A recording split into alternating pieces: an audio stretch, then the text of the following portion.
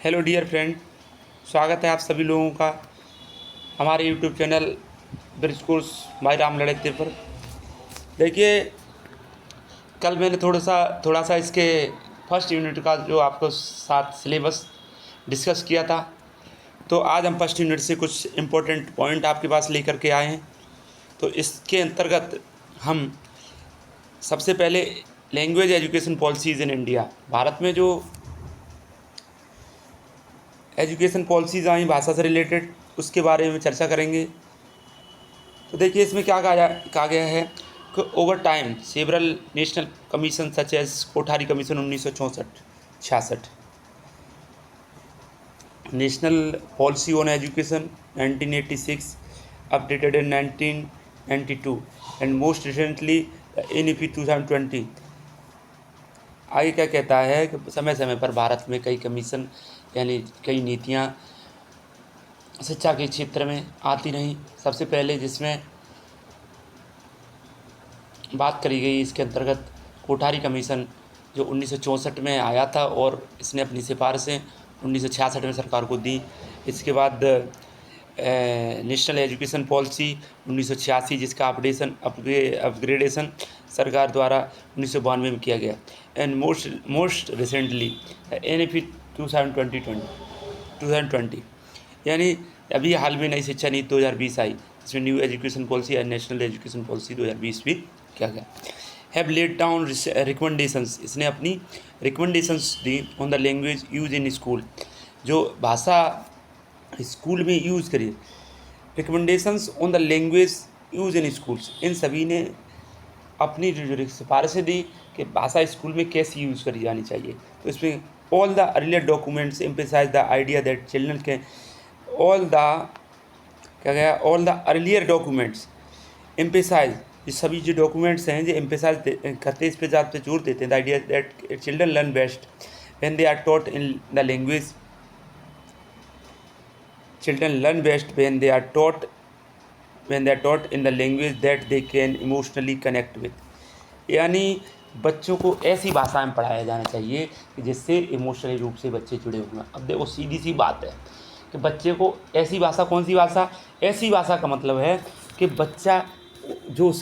बच्चा शुरू से जो भाषा सुनता आया है, अपने आसपास के माहौल में जो भाषा सुनता आया है, अपने फैमिली मेम्बर्स के साथ जो भाषा बोलता आया है, उस भाषा से बच्चा अच्छी तरह से कनेक्ट होना चाहिए। यानी बच्चे की जो शुरुआती तौर की भाषा होनी चाहिए वो कौन सी होनी चाहिए? उसकी ऐसी भाषा होनी चाहिए जिससे वो इमोशनली रूप से कनेक्ट हो, यानी उसकी मदर टंग होनी चाहिए। अब देखिए, आगे और बात करते हैं इसी में। ये कहते हैं द NEP 2020 यानी नेशनल एजुकेशन पॉलिसी 2020, NCFFS 2020। पहले ही हम बता चुके हैं NCFFS की full form in national curriculum framework for foundational stage 2022 में ये डॉक्यूमेंट आया। एंड NCFSE 2023 यानी NCFSE national curriculum framework for school education 2023 में आया। मूव स्टेप अहेड, इनने एक बात और आगे बढ़कर कहा गई, have recommended concrete ways to integrate home language of children in the process of teaching and learning. यानी इनने वही बात स्पष्ट रूप से कह दी कि बच्चे की टीचिंग और लर्निंग, पढ़ने पढ़ाने की जो भाषा होनी चाहिए उसकी कौन सी होनी चाहिए? होम लैंग्वेज होनी चाहिए, जो बच्चे को घर पे जो बच्चा सुनकर सीखता है या अपने आसपास के माहौल में सीखता है। आगे कहता है children in the process of teaching and learning specially in the foundational and preparatory stage, मतलब शुरुआती तौर पर जब बच्चा स्कूल जाना ही शुरू होता है तो उसको होम लैंग्वेज में ही उसका अध्ययन करना चाहिए। आगे देखिए, अब एक बात तो स्पष्ट हो गई कि बच्चे को कौन सी शुरुआती तौर पर कौन सी भाषा जरूरी है, ठीक है। अब इसी के आगे जो बात आती है, सबसे जो ज़्यादा चर्चा करी जाएगी इसमें नेशनल एजुकेशन पॉलिसी 2020 से, जो राष्ट्रीय शिक्षा नीति 2020 अभी रिसेंटली ही आई है, जिसे न्यू एजुकेशन नई शिक्षा नीति भी कहा गया है। इसके बारे में इस पर चर्चा आगे करेंगे हम। इसके महत्व, यहीं से ज़्यादा आपको पॉइंट आएंगे, यहाँ से कई सारे क्वेश्चन आपके सॉल्व होते हैं। तो पहले नेशनल एजुकेशन पॉलिसी 2020 पर चर्चा हम कर लेते हैं। की रिकमेंडेशन, इसमें आपका ये पॉइंट है, ये हेडिंग समझ लीजिए, की रिकमेंडेशंस फ्रॉम NEP 2020 यानी 2020 की जो मुख्य सुझाव हैं 2020 की नई शिक्षा नीति के, उसके बारे में चर्चा करेंगे। पहले होम लैंग्वेज अब आगे इसमें क्या गया कहा गया देखिए, home language mother tongue as a media of instruction, इसका पहला पॉइंट है। इसमें होम लैंग्वेज और मदर टंग यानी जो उसके आस पड़ोस की भाषा यानी उसकी होम लैंग्वेज है, जो घर की भाषा है, उसको स्कूल में as a medium of instruction use किया जाना चाहिए। बच्चों को उसे दिशा निर्देश की भाषा भी वही होनी चाहिए। आगे देखिए इसमें क्या कहता है, the policy clearly state the policy clearly states that children should be taught as far as possible. यानी ये पॉलिसी यानी NEP 2020 ये साफ साफ कहती है, क्या कहती है कि बच्चे को उस भाषा में पढ़ाना चाहिए और जहाँ तक संभव वो पढ़ाना चाहिए। किस भाषा में? एटलीस्ट, पहले ये देख लीजिए, at least until grade 5 and preferably up to grade and beyond यानी बच्चे को कम से कम 5वीं तक और 5वीं से लेकर कम से कम 8वीं तक तो बच्चे को उसकी मदर लैंग्वेज में पढ़ाया जाना चाहिए, या उससे ऊपर भी उसकी होम लैंग्वेज की भाषा में पढ़ाई जाइए। आगे क्या दिया है, इन देयर होम लैंग्वेज, उसकी होम लैंग्वेज जो उसकी मदर टंग है उसमें कम से कम बच्चे को 8वीं ग्रेड तक बच्चे को पढ़ाया जाना चाहिए। It has been proven by research, ये रिसर्च से प्रूव हो चुका है, क्या हो चुका है, that children learn better and build stronger relationship. यानी जब उसको मदर लैंग्वेज में पढ़ाया, मदर टंग में पढ़ाया जाएगा तो क्या होता है, बच्चा अच्छा रिलेशनशिप बना लेता है, स्ट्रॉन्गर रिलेशनशिप बना लेता है when they are taught in their home language. जब बच्चे को उसकी मदर टंग में पढ़ाया जाएगा तो बच्चा अच्छे से कनेक्ट कर सकता है। पीछे बात कनेक्ट की क्या दी थी, बच्चा इमोशनली कनेक्ट हो जाता है। अगर देख लिए यहाँ पे एक क्वेश्चन है, उसको मेरे समझ लीजिए, बच्चे को होम लैंग्वेज में पढ़ाना क्यों ज़रूरी है? 3 पॉइंट आप लिख सकते हैं। इमोशनली रूप से कनेक्ट हो जाता है बच्चा स्ट्रॉन्गर रिलेशनशिप बिल्ड कर लेता है। और ये एक पॉइंट ये भी लिख सकते हैं आप कि ये रिसर्च से प्रूव है कि अगर बच्चे को हम उसको उसकी होम लैंग्वेज में पढ़ाएंगे तो वो अच्छी तरह से यानी लर्न बेटर अच्छी तरह से पढ़ लेता है। 3 पॉइंट हो गए।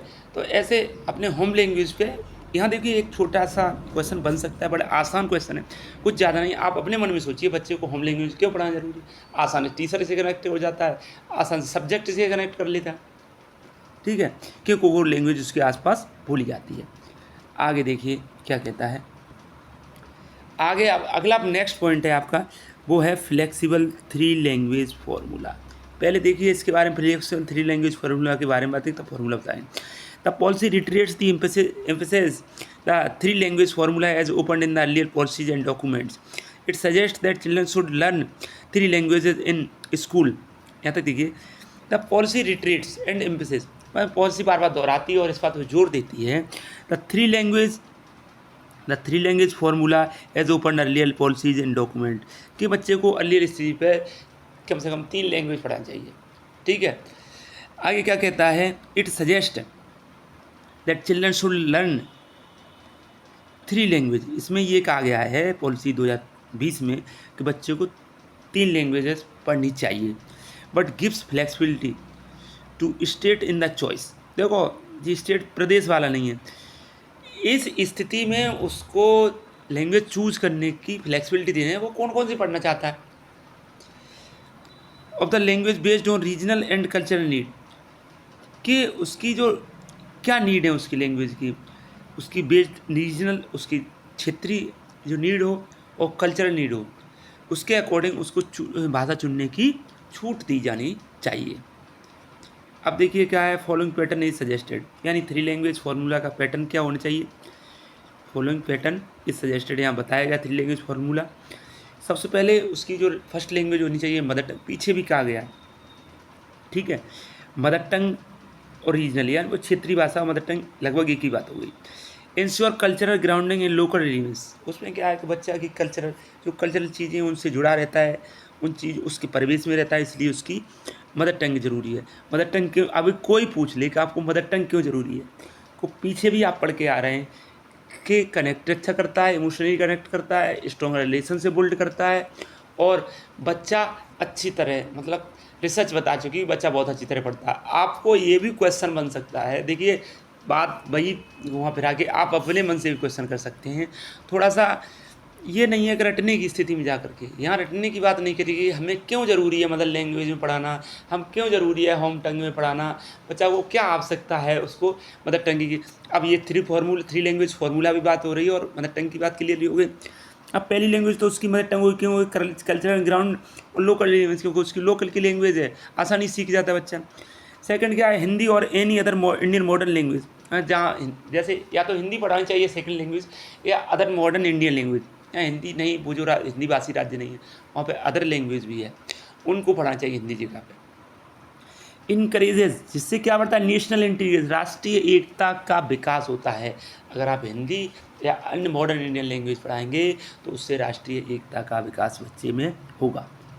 अब आगे देखिए, थर्ड है आपका इंग्लिश और अदर फॉरेन लैंग्वेज, एक विदेशी भाषा, यानी या तो इंग्लिश पढ़ाओ या अन्य कोई विदेशी भाषा पढ़ाइए।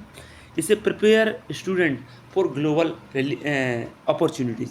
बच्चा अगर विदेशी भाषा पढ़ाएंगे तो जब भी बच्चा अगर मान लीजिए किसी बाहर जॉब करने जाता है या फिर बाहर बच्चे पढ़ाई करने जाता है तो उसको वहाँ कनेक्ट करने में दिक्कत नहीं आएगी, उसकी ग्लोबल जो अपॉर्चुनिटी होगी उसको प्राप्त करने में उसको बहुत ही आसानी होगी।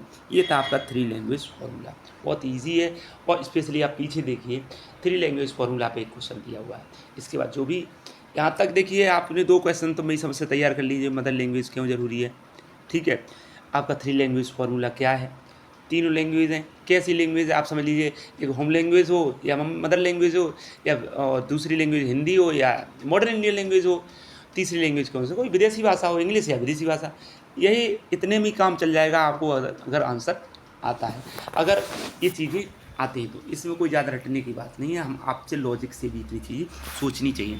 दिस फार्मूला नॉट ओनली, अब देखिए इसमें आगे थोड़ी सी बात करेगी, उस पर चर्चा कर लेंगे। This formula not only provide an atmosphere of inclusion but also help in promoting national unity and mutual respect of linguistic diversity. It also help in bringing national and global opportunity as students gain proficiency in regional, national and international language, ensure they are well equipped for diverse।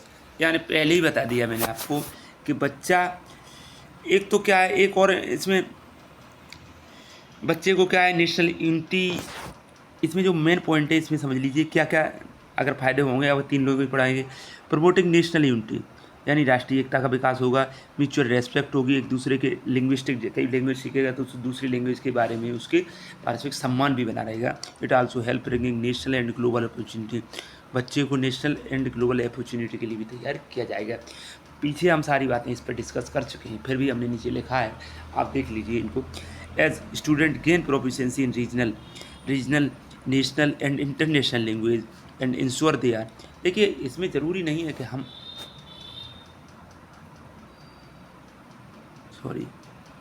देखिए इसमें ज़रूरी नहीं है कि हम सारी बातें इसमें जो लिखी हैं वो इसके बेसिक पॉइंट समझ लीजिए क्यों ज़रूरी है। अगर किसी को इसके अलावा भी कोई प्रश्न आता है इससे रिलेटेड तो हमसे क्वेश्चन कर सकता है, ठीक है। आगे देखिए, in early exposure to the multiple language, शुरुआती दौर पर, ये नेक्स्ट पॉइंट है आपका कि अर्ली एक्सपोजर, शुरुआती शिक्षा में बच्चा का मल्टी लैंग्वेज का एक्सपोजर होना चाहिए। शुरुआती दौर पर ही बच्चे को कई सारी लैंग्वेज सिखानी चाहिए। The policy recommends early exposure to the multiple languages, ये जो नीति है ये सिफारिश करती है इस बात की बच्चे को शुरुआती दौर पर क्या कहते हैं, कई सारी लैंग्वेज उसको पढ़ाने का अवसर देना चाहिए, पढ़ानी चाहिए। कहता है thereby promoting multi language, जिससे क्या होता है, पीछे भी बात कर सकें, मल्टी लिंग्विज्म को प्रमोशन होगा। The acquisition of multiple languages will not be restricted merely for purpose of communication but will also aid cognitive development. देखिए एक चीज़ और जोड़ सकते हैं इसमें, बच्चे का कॉग्निटिव संज्ञानात्मक विकास भी हो जाता है। बच्चा जब कई सारी लैंग्वेज तो उसका संज्ञानात्मक विकास, इस चीज़ों को समझने में और ज़्यादा एक्टिव हो जाता है बच्चा। कहता है is at an as it is an established fact that multilingual enhances brain function and develop higher order thinking skill। यानी ये एक एस्टेब्लिश फैक्ट है, ये एक मूलभूत फैक्ट है। ये फैक्ट है कैसे, मल्टीलिंगुअल एनहांसेस ब्रेन फंक्शन, जब से कई सारी भाषा सीख जाएगा तो ब्रेन फंक्शन ज़्यादा करेगा, अच्छी तरह से वर्क करेगा and develops higher order thinking skill, जिससे बच्चे में क्या होगा, उच्च कोटि के ऑर्डर मतलब थिंकिंग, उच्च कोटि के थिंकिंग स्किल का विकास हो जाएगा। अब देखिए English as a subject, English as a subject, ये हमारा थर्ड पॉइंट है इसका। NEP 2003 English as a subject के रूप में कैसे पढ़ानी चाहिए, आगे देखिए बात करते हैं। National NEP 2020 propagate the idea of teaching English as a subject within multilingual framework. मतलब एनईपी 2020 इस बात पर जोर देती है, इस बात के आइडिया को बढ़ावा देती है कि teaching idea of English as a subject with a multilingual framework, जो बहुभाषावाद है यानी मल्टीलिंगुअल फ्रेमवर्क है जो हमारा, उसके अंतर्गत इंग्लिश को भी एक सब्जेक्ट के रूप में रखना है, specially at the primary level. किस लेवल पर? प्राइमरी लेवल पर, यानी वही बात, प्राइमरी लेवल पर इसको पढ़ाया जाना चाहिए। Allowing student to develop strong foundational skill in both mother tongue as well as in, और बच्चे को जैसे प्रकार से बच्चा मदर टंग में डेवलप करता है ऐसे ही इंग्लिश में भी डेवलप किया जाना चाहिए। ये एनईपी 2020 में का है। This gradual approach ensures that student are not overwhelmed by the dual task of learning content and language simultaneously. मतलब आप बच्चे को साथ साथ अगर दूसरी लैंग्वेज पढ़ाएंगे तो ये उसको ओवरलोडेड नहीं करेगा, बड़ी आसानी से बच्चा लैंग्वेज सीख सकेगा। क्योंकि एक लैंग्वेज पढ़ेगा, मतलब हिंदी पढ़ रहा है तो इंग्लिश पढ़ेगा साथ साथ में, तो उसका अर्थ भी करना और चीज़ों को समझना भी अच्छी तरह से, उसको एक लैंग्वेज से जोड़ करके दूसरे का अर्थ निकालना, ये तो दोनों लैंग्वेज एक दूसरे के साथ मिला करके भी सीख लेगा। As student become more proficient, और बहुत स्टूडेंट इससे क्या है, दक्ष हो जाएगा। English can play larger role in the medium of instruction particularly at the secondary level. और यहाँ पर के मतलब जब हायर एजुकेशन में जाता है, सेकेंडरी लेवल पर बच्चा जाता है तो बड़ी आसानी से उसे इंग्लिश पढ़ने में बहुत आसानी होती है, अगर उसे प्राइमरी लेवल पर इंग्लिश भी एज अ सब्जेक्ट के रूप में पढ़ाई गई है।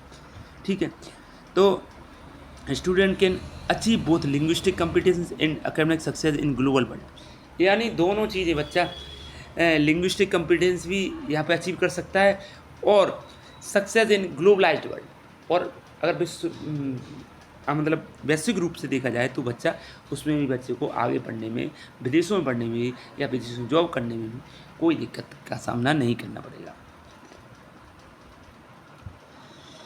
अब देखिए नेक्स्ट पॉइंट है respect for cultural and linguistic rootedness, यानी इसका नेक्स्ट पॉइंट है आपका respect for cultural and linguistic rootedness, यानी NEP 2020 considered rootedness in the one's culture and language as a matter of immense pride. It point to importance of acknowledging one's language and culture and creating a learning environment that celebrate the diversity present in the classroom. देखिए यहीं तक है, ये last point था हमारा respect for culture and linguistic rootedness. बच्चा जब आप देखिए इसमें जो कहा गया है उसको हम विस्तार से थोड़ा बता दीजिए।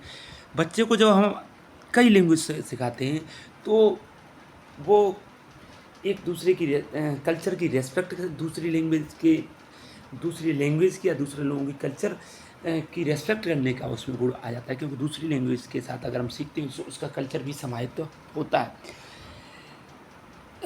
एंड कहता है it point to importance of knowledge one's language and culture and creating learning environment that celebrate diversity present in classroom, यानी बच्चा जो जब 3 साल मतलब कम से कम 3 लैंग्वेज बच्चा सीखेगा तो जो क्लासरूम में डाइवर्सिटी होगी उससे बच्चे को जो हमारे देश में जो डाइवर्सिटी है उस तरह की डाइवर्सिटी वहाँ पे क्रिएशन हो जाएगा उस तरह। जैसे मान लीजिए एक ही लैंग्वेज पढ़ रहा था तो अपने कल्चर से मतलब था, दूसरे कल्चर से मतलब नहीं था।